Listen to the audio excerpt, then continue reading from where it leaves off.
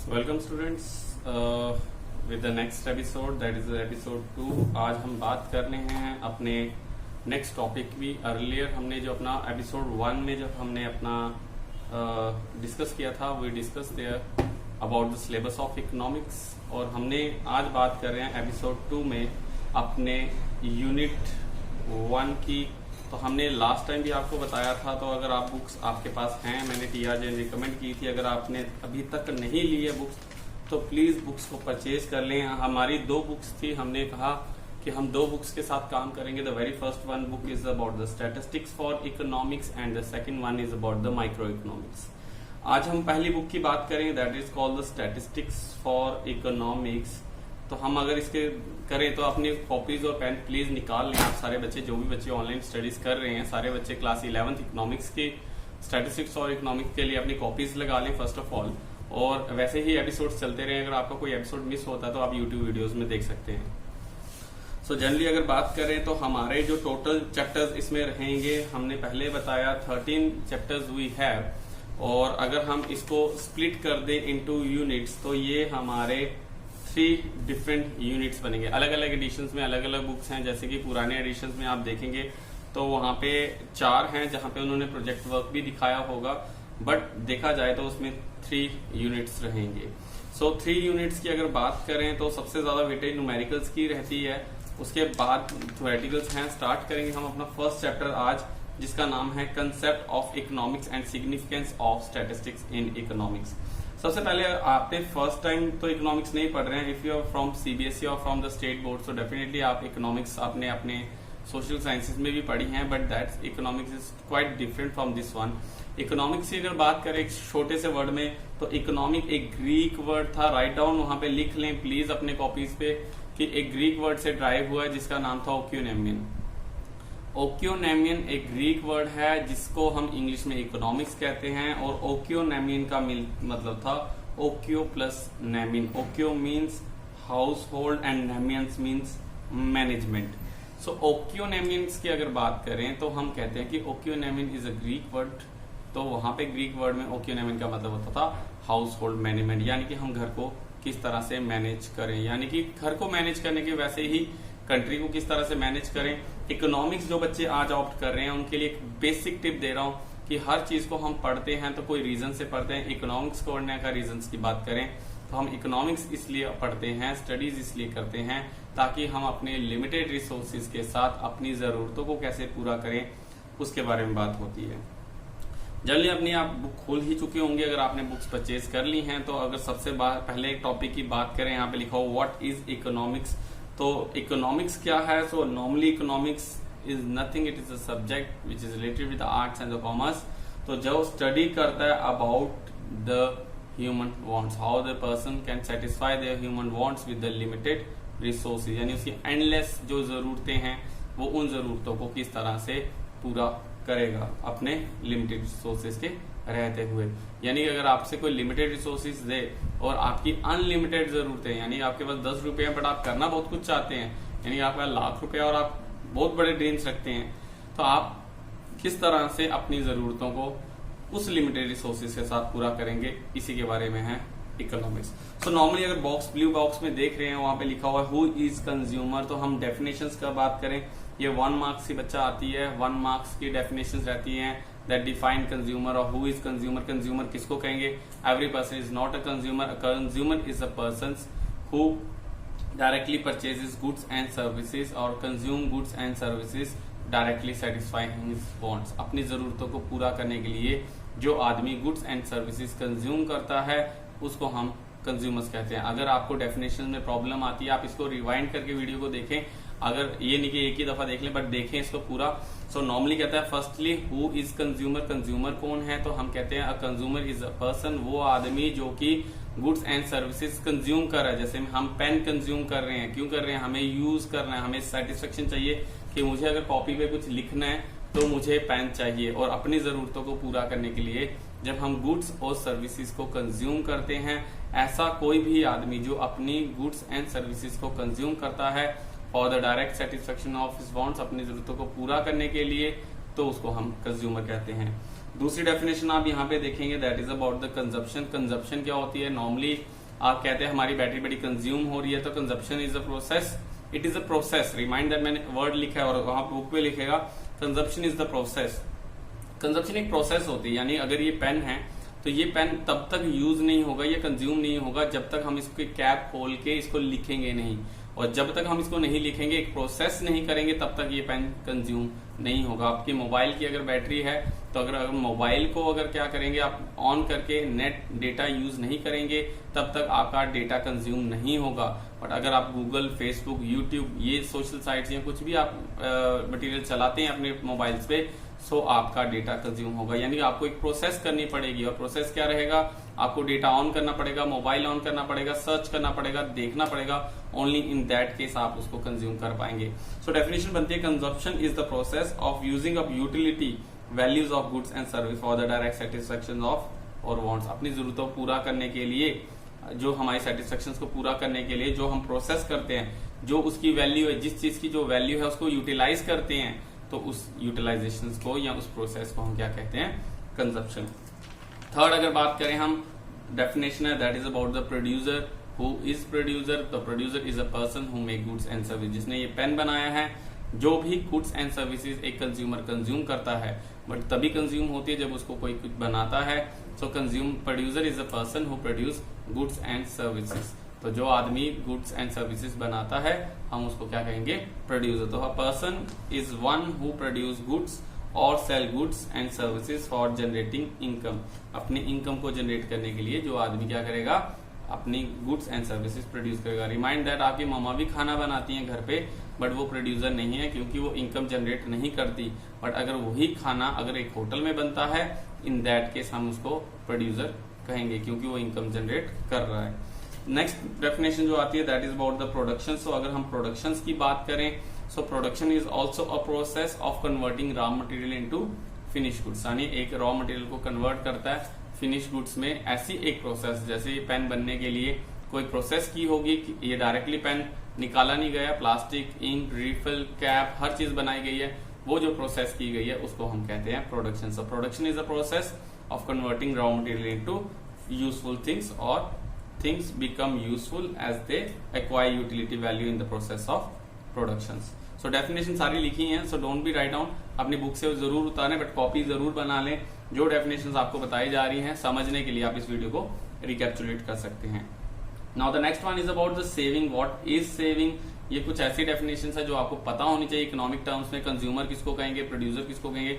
Likewise saving क्या होती है? Saving is a part of income which can not be consumed. ऐसी income का एक हिस्सा जिसे हम कंज्यूम नहीं करेंगे, उसको हम कहते हैं सेविंग। ऐसे क्या कहेंगे इसको? सेविंग। सेविंग क्या होगी? हम कहते हैं saving it is that part of income which is not consume, it is an act of abstains from consumption, जो कि कंजप्शन से बच जाती है। पापा ने 100 रुपीज दिए, 70 रुपए आपने कंज्यूम किया, तो ऑटोमेटिकली 30 रुपीज आपके सेव हो गए। तो ऐसी चीज को हम क्या कहेंगे?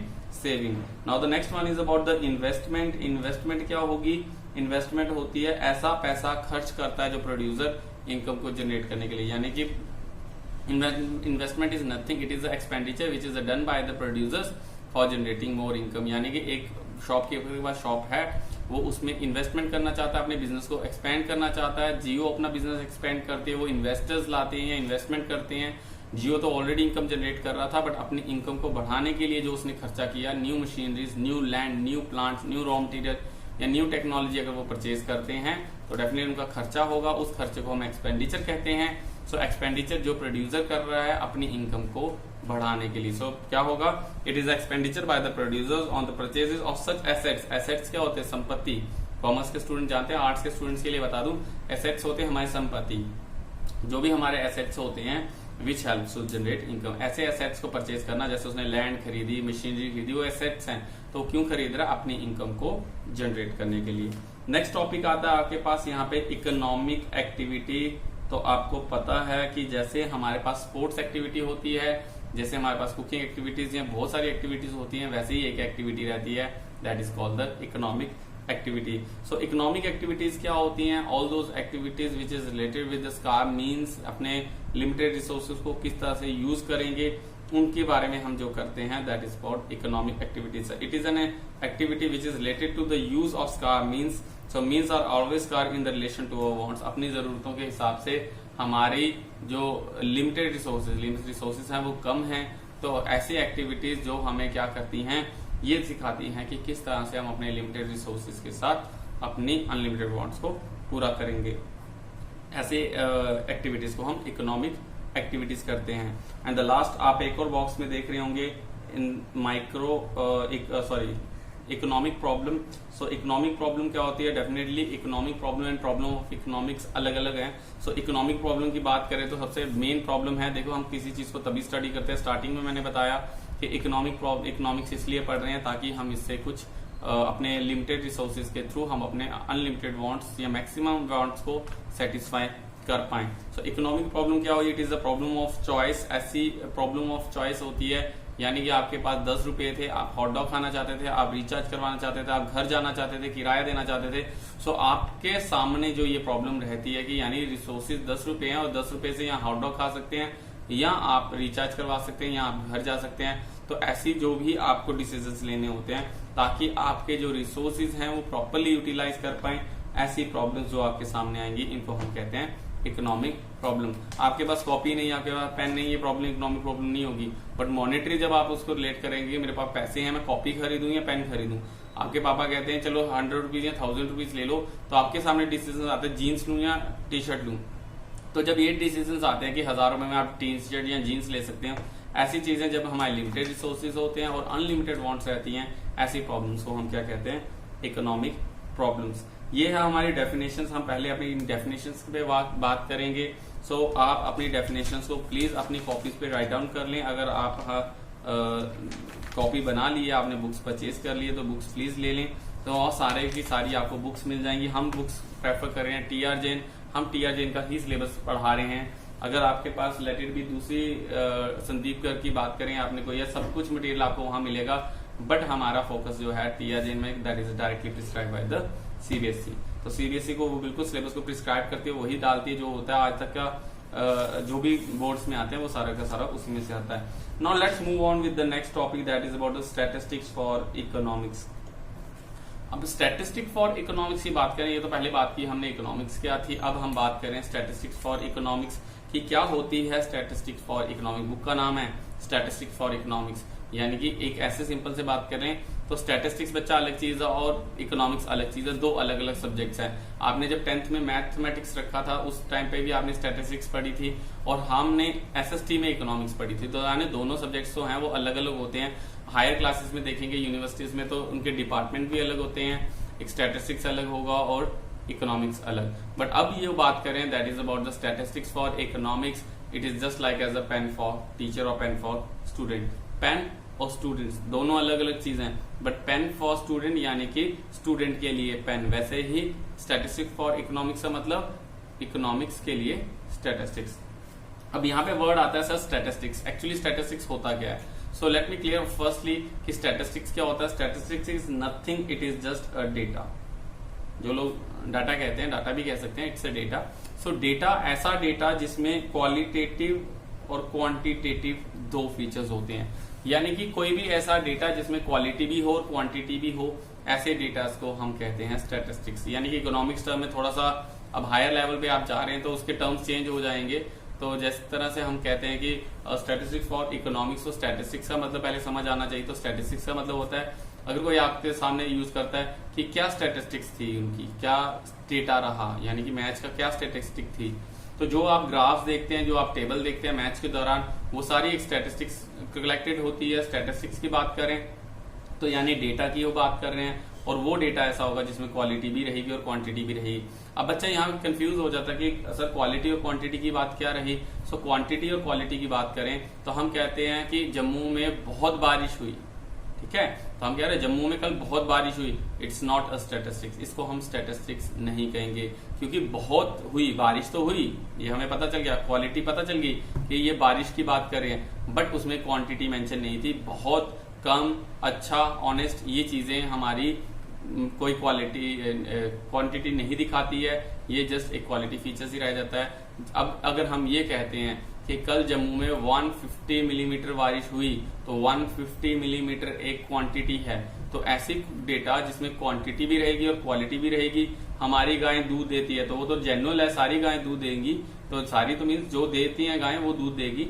लेकिन अगर हम ये कहते हैं मेरी गाय एक दिन में 10 लीटर दूध देती है, so that is called the statistics. ऐसे डेटा जिसमें क्वांटिटी हो और क्वालिटी हो, ऐसे डेटा को हम कहते हैं दैट इज अबाउट स्टैटिस्टिक्स। तो स्टैटिस्टिक्स फॉर इकोनॉमिक्स मतलब डेटा फॉर इकोनॉमिक्स मतलब कि कोई ऐसी न्यूमेरिकल टर्म्स में हम अपने डेटा को रिप्रेजेंट करें। अगर हम ये कहें कि गवर्नमेंट अगर पॉलिसी बनाना चाहती है, लेट इट बी इकोनॉमिकली कोई हम पॉलिसी बनाना चाहते हैं, तो इकोनॉमिकली पॉलिसी में हम ये कहते हैं कि गरीब बहुत हैं तो चलो गरीबी हटाई जाए और सबको पैसे दे दिए जाएं। तो अगर let it be Narendra Modi ji कहते हैं कि भैया कितने गरीब है देश में, तो अगर सर बहुत गरीब है, तो इससे कोई एक एग्जैक्ट अमाउंट और कोई भी पॉलिसी नहीं बना पाएंगे कि कितना पैसा रिलीज किया जाएगा ताकि गरीबी को हटा जा सके। बट अगर कोई अमाउंट होती है, जैसे कि हम कहते हैं 10 लाख गरीब हैं, तो 10 लाख को 1000 रुपया दे दिया जाए तो हमें उससे कैलकुलेशन इजी रहेगी। बट हम कहें बहुत गरीब है तो इसके लिए मनी कितनी रिक्वायर्ड होगी और क्या इतनी मनी है या नहीं है वो हमें पता नहीं चलेगा। सो नॉर्मली अगर आप फोन लेने जाते हैं, अगर आप स्कूल में फीस देने जाते हैं, अगर आप कहते हैं कि फोन लेना मामा बहुत महंगा है, तो कितने पैसे लेके जाएं ये पता नहीं होता। बट अगर पता है कि हम Xiaomi का रिलेटेड भी Redmi 10 या ये लेना चाहते हैं, 9 लेना चाहते हैं, 8 लेना चाहते हैं, अमाउंट पता है उसका 16,000 17,000, तो आप घर की स्ट्रेटेजीज देख के ही उस फोन को खरीद पाएंगे। यानी आप फोन परचेजिंग के लिए अपने डेटा पे रिलाई करते हैं और रिलाई करते हैं जिस डेटा पे, उसी से ये पता चलता है कि हम लोग आगे क्या करेंगे, कौन सा बड़ा फोन लेंगे, कितना पैसा है हमारे पास। अगर हम ये कहेंगे बहुत पैसा है तो डिसाइड नहीं कर पाएंगे कि कौन सा फोन ले पाएंगे। So normally statistics for economics जिस बुक की बात कर रहे हैं उसमें क्लियर है, ऐसा डेटा जिसमें क्वांटिटी और क्वालिटी रहेगी और वो यूज की जाएगी फॉर द इकोनॉमिक प्रॉब्लम्स, जहां पे हमें पता है हमारे रिसोर्सेज कम हैं और हमारे रिसोर्सेज अगर कम हैं तो डेफिनेटली हमारे उन रिसोर्सेज को यूटिलाइज करना है in proper way, so that हम अपनी इकोनॉमिक प्रॉब्लम्स को दूर कर पाएं। And that is only possible अगर हमारे पास एक प्रॉपर गाइडेंस या प्रॉपर डेटा या स्टैटिस्टिक्स होगी। अब आगे बात करते हैं हम अपने स्टैटिस्टिक्स के बारे में। तो स्टैटिस्टिक्स दो तरह की होती है, the very first one is singular and the second one is plural. So statistics लिख लें आप प्लीज, इसको कॉपी अपने खोलिए, मैं भी साथ साथ आपके साथ ही लिख रहा हूँ। स्टैटिस्टिक्स दो तरह की होगी, एक होती है सिंगुलर स्टैटिस्टिक्स, एक होती है हमारी प्लूरल स्टैटिस्टिक्स।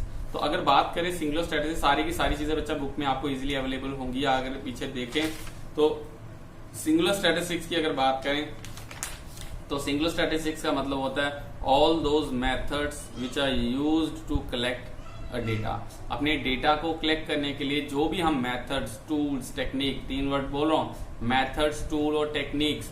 तो अगर आप कोई भी ऐसा मेथड, टूल्स और टेक्निक यूज करते हैं for to collect a data, जो आपको डेटा बताया कि 150 मिलीमीटर बारिश हुई, तो कैसे मेजर किया, कहीं ना कोई मेथड यूज किया। कल सचिन ने बहुत अच्छे रन बनाए हैं, उसकी एवरेज स्कोर इतना रहा, या मेरी 10th में एवरेज इतनी रही, तो आपने अपने 10th की परसेंटेज कैसे निकाली, एवरेज कैसे निकाली।